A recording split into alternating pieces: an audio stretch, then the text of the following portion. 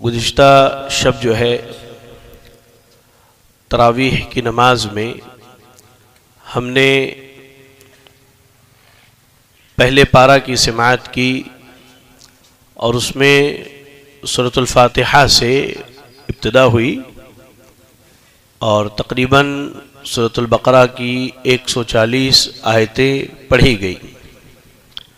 آج کے درس میں مختصراً جو ہے آپ کے سامنے سورۃ الفاتحہ کا تعارف اور چند ایک آیتوں پر روشنی ڈالی جائے گی۔ اللہ سے دعا ہے کہ اللہ رب العالمین ہمیں علم سیکھنے، سمجھنے اور اس پر عمل کرنے کی توفیق عطا فرمائے، آمین۔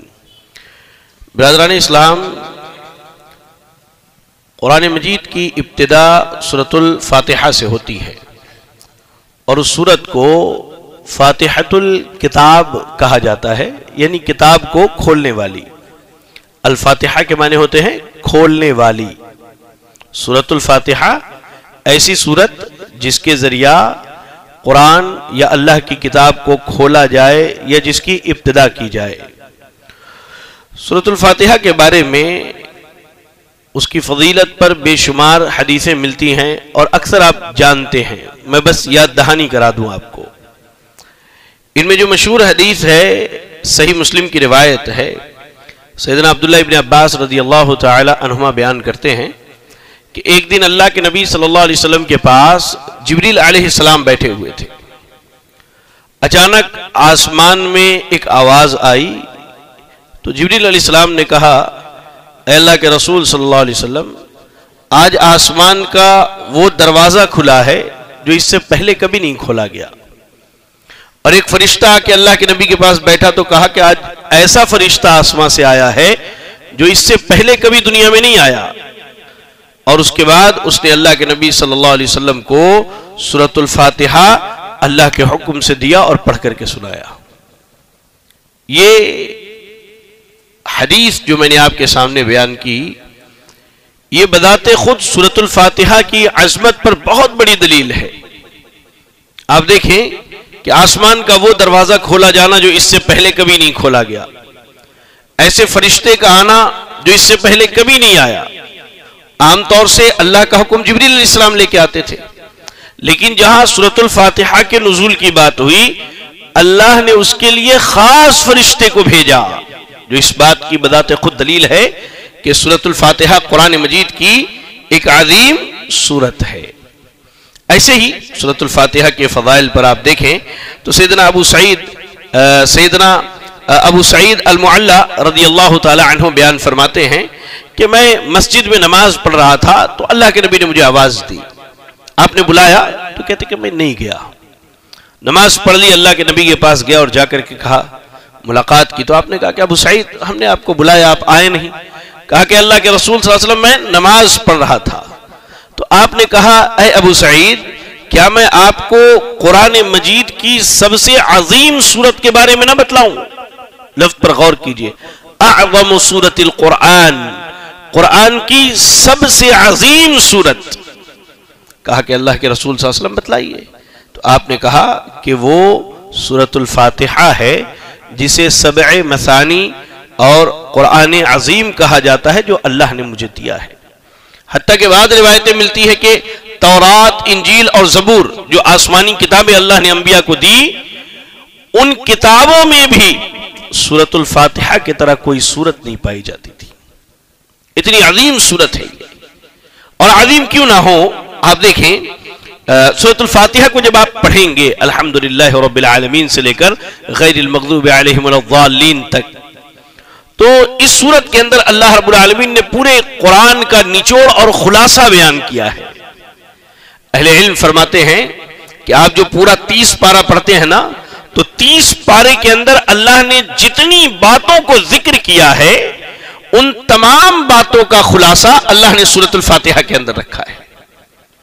مثال کے طور پہ آپ دیکھیں سورۃ الفاتحہ کے اندر اللہ کی تعریف ہے، الحمدللہ رب العالمین۔ اچھا، تعجب دیکھیے کیا ہے، جب آپ قرآن میں غور کریں گے نا تو ایسے ایسے راز آپ کو معلوم ہوں گے کہ آپ حیران ہو جائیں گے۔ ہم آسانی سے پڑھ کے گزر جاتے ہیں نا، الحمدللہ رب العالمین۔ اچھا، اس کا ترجمہ کیا کرتے ہیں؟ ذرا آپ میں سے کوئی بتائیے، کیا کرتے ہیں اس کا ترجمہ؟ تمام تعریف اللہ کے لیے جو ہمارا پالنہار ہے، تمام جہانوں کا رب ہے. لیکن کبھی آپ نے غور کیا ہے؟ میں بس مثال دے رہا ہوں سمجھنے کے لیے. العالمین کا معنی جانتے ہیں؟ عالمین یا عالم کی جمع ہے. عالم کے معنی ہوتے ہیں جہان، دنیا. اب دیکھیے، ہم کہتے ہیں الحمدللہ رب العالمین، تمام تعریفیں اللہ کے لیے جو تمام جہانوں کا رب ہے. لیکن کبھی جہان پر غور کیجئے. انسانوں کی الگ دنیا ہے، جانوروں کی الگ دنیا ہے. جانوروں میں بھی زمین پر رینگنے والے، چار پیر پر چلنے والے، ہوا میں اڑنے والے پرندے، زمین پر زندگی گزارنے والے پرندے، سمندر میں رہنے والی مچھلیاں، زمین کے نیچے دبے ہوئے کیڑے مکوڑے. ہاں، فرشتوں کی دنیا الگ، جناتوں کی دنیا الگ، پہاڑوں کی دنیا الگ، سمندروں کی دنیا الگ، دریاؤں کی دنیا الگ. اب سوچئے الحمدللہ رب العالمین جب آپ کہتے ہیں تو آپ کا مقصد یہ اور مراد یہ ہوتا ہے کہ دنیا میں یہ جتنے جہان ہو سکتے ہیں ان سب کا رب اللہ رب العالمین ہے. اسی لیے کہا کہ سورۃ الفاتحہ جو ہے یہ قرآن مجید کا نچوڑ ہے. اس میں اللہ کی تعریف ہے، اللہ کی بڑائی ہے، توحید کے اقسام بیان کیے گئے ہیں. جو دین اسلام کی اصل بنیاد ہے عقیدہ توحید، اس کے اقسام اللہ رب العالمین نے بیان کیے ہیں. نبیوں کی رسالت کو اللہ نے ثابت کیا ہے، مرنے کے بعد دوبارہ اٹھائے جانے کا ذکر ہے، اور ایسے ہی عمل کرنے والے کے عمل اور اس کے بدلے کا ذکر ہے. اور اہم چیز سورۃ الفاتحہ میں لوگوں کے اقسام بیان کیے گئے ہیں. کئی طرح کے لوگ ہو سکتے ہیں. آپ دیکھیں جب پڑھیں گے تو کیا پڑھتے ہیں؟ اہدنا الصراط المستقیم. آپ اللہ سے سیدھا راستہ مانگتے ہیں. اب یہاں لوگوں کی قسمیں بیان کی. صراط الذین انعمت علیہم، یہ پہلے قسم کے لوگ ہیں. اللہ ان کے راستے پر چلا جن پر تیرا انعام ہوا، جن پر تیرا احسان ہوا. اب یہ کون ہے؟ قرآن مجید میں خود اللہ نے اس کی وضاحت کرتے ہوئے کہا کہ جو اللہ اور اس کے رسول کی اطاعت کرے یہ ایسے لوگوں کے ساتھ ہوگا جن پر اللہ نے انعام و احسان کیا. من النبیین، انعام پانے والے نبی ہیں، صدیقین، صدیق ہے، شہداء، شہید ہے، صالحین، نیک لوگ ہیں. اللہ نے چار طرح کے لوگوں کا ذکر کیا کہ اللہ کا انعام کن پر ہوا. من النبیین والصدیقین والشہداء والصالحین وحسن اولئک رفیقا. اللہ نے کہا کہ یہ بڑے بہترین ساتھی ہیں. تو لوگوں میں پہلی قسم وہ لوگ جن پر اللہ کا انعام ہوا، جن پر اللہ نے احسان کیا. دعا کیجئے اللہ ہمیں ان میں سے بنائے جن پر اللہ نے انعام کیا ہے، آمین. دوسری قسم بیان کی گئی غیر المغضوب علیہم. غیر المغضوب علیہم، اللہ نے کہا دوسری قسم لوگوں کی وہ ہے جن پر اللہ کا غضب نازل ہوا. اب یہ غضب کن پر نازل ہوا؟ جن لوگوں نے حق کو تو جانا لیکن اس پر عمل نہیں کیا. حق کو تو جانا لیکن اس پر عمل نہیں کیا. اور اس کے بعد کہا والضالین، اور گمراہ لوگ، یعنی جو حق سے جاہل رہے اور باطل پر زندگی بھر عمل کیا. سورۃ الفاتحہ کے مضمون میں یہ تین چیزیں جو ہیں بڑی اہم بیان کی گئی ہیں کہ لوگوں کی تین قسمیں ہیں. ایک وہ لوگ جن پر اللہ نے انعام کیا، ہدایت یافتہ. دوسرے مغضوب علیہم، جن پر اللہ کا غضب نازل ہوا. اور تیسرے جو ہیں گمراہ لوگ ہیں. سورۃ الفاتحہ کے کئی نام ہیں. دیکھیں عرب میں ایک چیز مشہور ہے، جب کسی چیز کے کئی نام ہوں تو اس سے اس چیز کی اہمیت بڑھ جاتی ہے. اب مثال کے طور پہ میں آپ کو ایک چیز بتاتا ہوں. اونٹ جانتے ہیں نا، کیمل، اس کے لیے ہم عربی زبان میں کتنا لفظ جانتے ہوں گے؟ مثال کے طور پہ قرآن میں جو لفظ آیا ہے افلا ينظرون الى الابل، ابل کے معنی اونٹ ہوتا ہے.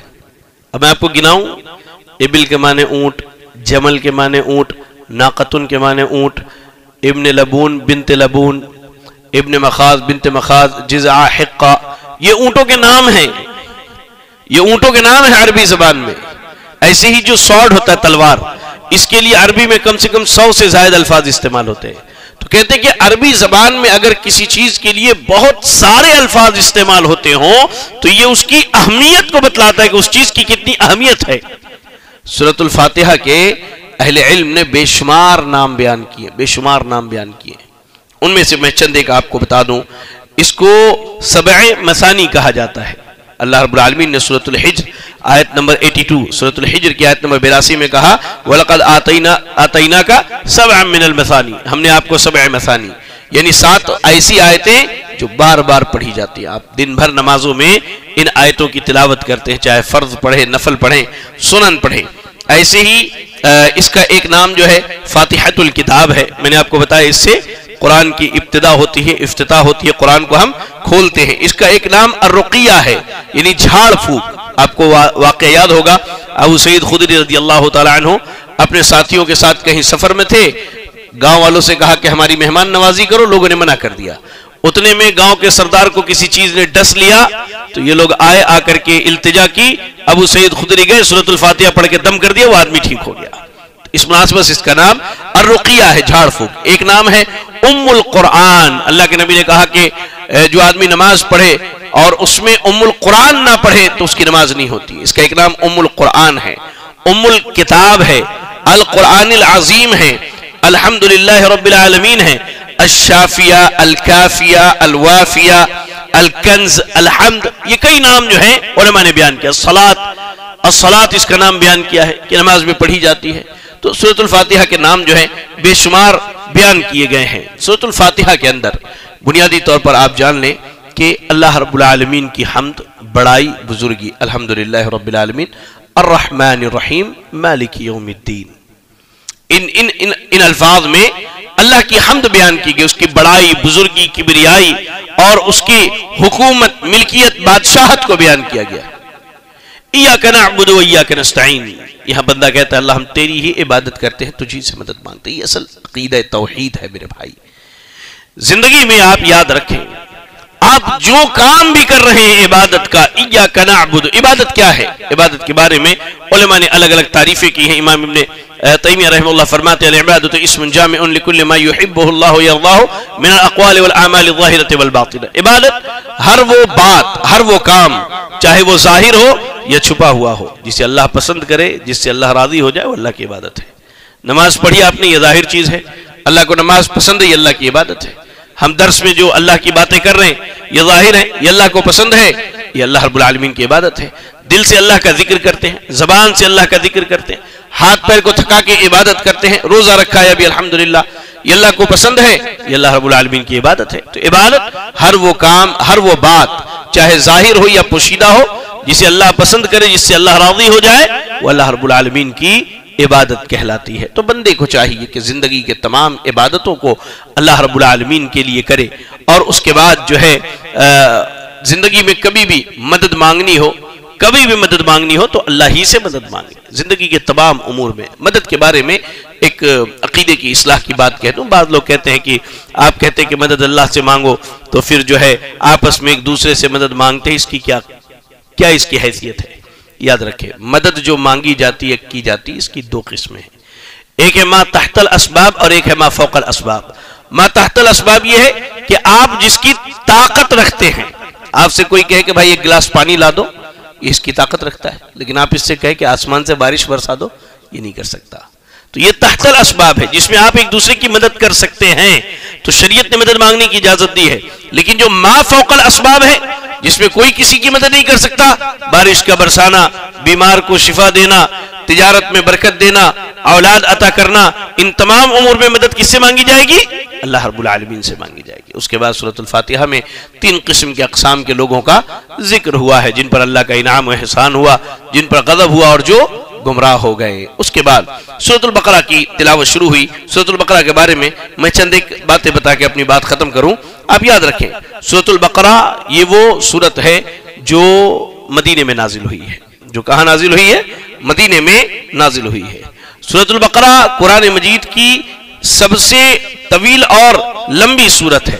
سورۃ البقرہ جو ہے قرآن مجید کی تقریباً 2.5 پاروں پر مشتمل ہے، 2.5 پونے 3 پارہ پر مشتمل ہے. یہ سب سے لمبی سورت ہے. سورۃ البقرہ کے بارے میں 2-3 حدیثیں سن لیجئے آپ.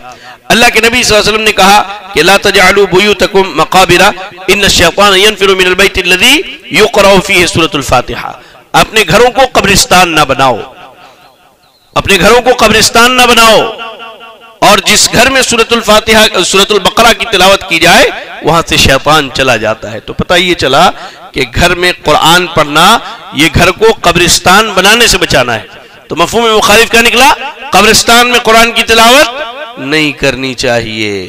تو اپنے گھروں میں قرآن پڑھیے، آپ خاص کر کے سورۃ البقرہ کا اہتمام کیجئے، اس لیے کہ شیطان ایسے گھر سے نکل کے بھاگتا ہے جہاں سورۃ البقرہ کی تلاوت کی جاتی ہے۔ اور ایک روایت میں ہے، آپ نے فرمایا اقرؤوا الزہراوین، آپ نے کہا کہ زہراوین کی تلاوت کرو، دو روشن سورتوں کی تلاوت کرو۔ اس کے بعد آپ نے کہا سورہ بقرہ اور سورہ آل عمران، اس لیے کہ یہ دونوں قیامت کے دن بندے کے لیے چھاؤں بن کر کے آئیں گے۔ جہاں قیامت کی سختی میں دھوپ کی شدت ہوگی، وہاں سر پہ چھاؤں کرنے کے لیے سورۃ البقرہ اور سورہ آل عمران کو اللہ رب العالمین موقع اور توفیق دے گا۔ سورۃ البقرہ کو جب آپ پڑھیں گے تو اس میں ابتدائی آیتوں میں اللہ رب العالمین نے منافقین کا، مسلمانوں کا اور کافروں کا تذکرہ کیا ہے۔ اس میں جو اہم باتیں ہیں ان میں دو باتیں آپ کو مختصراً بتا دوں۔ پہلی بات جو ہے وہ یہ کہ اللہ تعالیٰ نے اس میں تخلیق آدم، یعنی آدم علیہ السلام کی پیدائش اور انسانوں کا دنیا میں آباد کیے جانے کا تذکرہ کیا ہے۔ اصل مسئلہ کیا ہے کہ انسانوں سے پہلے زمین پر اللہ تعالیٰ نے جنوں کو حکومت دی تھی۔ انسان سے پہلے اللہ رب العالمین نے یہاں جنوں کو آباد کیا تھا۔ جب ان لوگوں نے حد سے زیادہ سرکشی کی، اللہ کی نافرمانی کی، اللہ کے حکامات کے خلاف بغاوت کی، تو اللہ تعالیٰ کے حکم سے فرشتوں نے انہیں مار بھگایا، پہاڑوں میں، جنگلات میں انہیں جا کر کے آباد ہونے کا حکم ہو گیا۔ اس کے بعد اللہ رب العالمین نے فرشتوں کے سامنے کہا کہ اے فرشتوں کی جماعت، میں زمین میں اپنا خلیفہ مقرر کرنے والا ہوں۔ کہا کہ میں زمین میں اپنا خلیفہ مقرر کرنے والا ہوں۔ تو فرشتوں نے کہا اے اللہ، زمین میں ایسے لوگوں کو پیدا کرے گا جو خون خرابہ مچائیں گے، فساد مچائیں گے، ایک دوسرے کو قتل کریں گے۔ فرشتوں نے ایسا کیوں کہا؟ اس لیے کہ انہوں نے جنوں کو دیکھ لیا تھا۔ دنیا میں جب جن آباد تھے، انہوں نے یہی ظلم و زیادتی کی، تو اللہ نے انہیں مار بھگایا۔ اب کہہ رہے اللہ تو انسانوں کو بسائے گا، انسان بھی تو وہی کریں گے۔ تو اللہ رب العالمین نے کہا انی اعلم ما لا تعلمون، اے فرشتوں، جو میں جانتا ہوں وہ تم نہیں جانتے، جو میں جانتا ہوں وہ تم نہیں جانتے۔ اب اللہ رب العالمین نے آدم علیہ السلام کی تخلیق کی، اور حدیث کے، قرآن کے الفاظ اور حدیث کے الفاظ ہے کہ اللہ نے آدم کو اپنے ہاتھ سے بنایا۔ اب اللہ کو معلوم اللہ نے کیسے بنایا، ہمارا کام کیا اس پر ایمان لانے کا ہے۔ ہاں، اللہ نے اپنے ہاتھ سے بنایا، اللہ نے مٹی سے بنائی، اس میں روح پھونک دیا۔ اب فرشتوں پر انسانوں کی برتری کے لیے اللہ نے فرشتوں کو حکم دیا کہ سجدہ کرو، اور فرشتوں میں ابلیس بھی تھا۔ تو اس کا ہرگز یہ معنی نہیں کہ ابلیس فرشتوں میں سے نہیں، اس کی بندگی، اس کی عبادت گزاری کی وجہ سے اللہ نے اسے کیا کیا؟ فرشتوں کے صف میں جگہ دیا، ورنہ وہاں تین مخلوقات تھی، انسان جو مٹی سے بنایا گیا، فرشتے جو نور اور روشنی سے بنائے گئے، اور ابلیس جو دہکتے ہوئے آگ سے پیدا کیا گیا۔ تو اللہ رب العالمین نے کہا کہ سجدہ کرو، تو سارے فرشتوں نے سجدہ کیا سوائے ابلیس کے۔ اب ابلیس نے کیا کہا وہاں پر؟ کہا کہ اللہ، تو نے اسے مٹی سے پیدا کیا اور مجھے آگ سے بنایا ہے، یہ مناسب نہیں کہ میں اس کے آگے سجدہ کروں۔ سبحان اللہ۔ دیکھیے، مسئلہ وہاں سجدہ کرنے کا نہیں تھا، مسئلہ وہاں اللہ کے حکم کو ماننے کا تھا۔ لوگ یہ سمجھتے ہیں کہ سجدے سے انکار کیا، نہیں، اس نے در حقیقت اللہ کے حکم سے انکار کیا۔ تو یاد رکھیں، اللہ کے ایک حکم سے انکار اسے فرشتوں کی صف سے نکال کر کے قیامت تک کے لیے مردود بنا سکتا ہے۔ ہم رات و دن اللہ کے کتنے احکامات کی نافرمانی کرتے ہیں۔ سوچئے ہمارا حشر، ہماری حالت کیا ہونے والی ہے۔ ان لوگوں نے سجدہ، فرشتوں نے سجدہ کر لیا، اب اس نے سجدہ نہیں کیا۔ اللہ نے اسے کہا کہ تم یہاں سے نکلو، آج کے بعد تم دھتکار دیے گئے، قیامت تک کے لیے تمہارے اوپر لعنت ہے۔ اور آدم اور حوا علیہ السلام کو جنت کے اندر جگہ دے دی گئی۔ لیکن جب ابلیس کو نکالا گیا تو اس نے اللہ سے ایک وعدہ لیا، یہ اصل میں بتانا چاہتا ہوں آپ کو، وہ آج تک اس وعدے کو نہیں بھولا۔ کیا وعدہ کیا؟ کہا کہ اے اللہ، میں تیری اولاد کو، اعوذ باللہ، اے اللہ، میں آدم اور اس کی اولاد کو جو ہے میں ہمیشہ گمراہ کروں گا، میں ہمیشہ گمراہ کروں گا۔ اللہ تو مجھے اس کی اجازت دے دے۔ اللہ نے کہا ٹھیک ہے، جاؤ، تمہیں اس کی اجازت ہے، مہلت ہے قیامت تک کے لیے۔ اب اس دن سے اس نے جو شروع کیا، آدم علیہ السلام کو وسوسے دیے، حوا علیہ السلام کے اندر وسوسے ڈالے اور انہیں گمراہ کر کے جنت سے نکال دیا۔ ابلیس اس دن سے لے کے آج تک اپنی دشمنی پر آمادہ اور قائم ہے۔ ہم بھول گئے ہیں کہ ابلیس اور شیطان ہمارا دشمن ہے، ہم بھول گئے۔ آپ دیکھیے وہ وسوسے ڈال کے کبھی ہمیں سود میں لے کر کے جاتا ہے، کبھی حرام کی طرف، کبھی بدکاری کی طرف، کبھی برائی کی طرف، کبھی بے حیائی کی طرف، اللہ اکبر، لیکن وہ نہیں بھولا، وہ اپنے کام میں لگا ہوا ہے، وہ اپنے کام میں لگا ہوا ہے۔ اب آدم علیہ السلام نکالے گئے، لا کر کے اللہ رب العالمین نے دنیا کے اندر آباد کر دیا۔ سورۃ البقرہ آیت نمبر 38 اور 39 میں اللہ نے کہا قُلْنَا اهْبِطُوا مِنْهَا جَمِيعًا فَإِمَّا يَأْتِيَنَّكُم مِّنِّي هُدًى فَمَن تَبِعَ هُدَايَ فَلَا خَوْفٌ عَلَيْهِمْ وَلَا هُمْ يَحْزَنُونَ۔ اللہ نے کہا کہ جاؤ دنیا میں آباد ہو جاؤ، ہدایت آئے گی، ہدایت کی اتباع کرو گے تو کبھی گمراہ نہیں ہوگے۔ اب دنیا میں آئے، بھٹکتے رہے سالہ سال، اس کے بعد دونوں کی ملاقات ہوئی تو اللہ رب العالمین سے معافی طلب کی، اللہ سے اپنے گناہوں کی توبہ کی۔ یقین جانے انسان زندگی میں جتنے بھی گناہ کر لے، اللہ کی بڑی سے بڑی نافرمانی کر لے، لیکن توبہ کرے تو اللہ تعالیٰ اسے معاف کر دیتا ہے۔ چلے انہی چند باتوں کے ساتھ آج کے درس کو ختم کرتے ہیں۔ انشاءاللہ آئندہ کل سے جو ہے ہم کوشش کریں گے کہ جو تلاوت کی جا رہی اس میں سے ایک دو آیتیں جو واقعی کسی حکم پر یا کسی خاص معاملے پر دلالت کرتی ہیں وہ لی جائیں اور اسے سمجھا جائے، تاکہ کم از کم پورے قرآن سے اگر ہم 30 دن یہ درس سنیں تو کم از کم جو ہے 100 آیتوں کا علم ہو جائے، اور اگر ہم اس پر عمل کر لیں تو میں سمجھتا ہوں یہ ہماری نفس کے ساتھ ہماری خیر خواہی ہے، اور دین کے ساتھ دین کا سیکھنا ہے، قرآن کے علم کو حاصل کرنا ہے۔ اللہ سے دعا کریں کہ اللہ رب العالمین ہمیں ایسے ہی کتاب و سنت کی تعلیمات کو سیکھنے، سمجھنے اور اس پر عمل کرنے کی توفیق عطا فرمائے۔ آمین۔ جزاکم اللہ خیرا۔ السلام علیکم ورحمۃ اللہ وبرکاتہ۔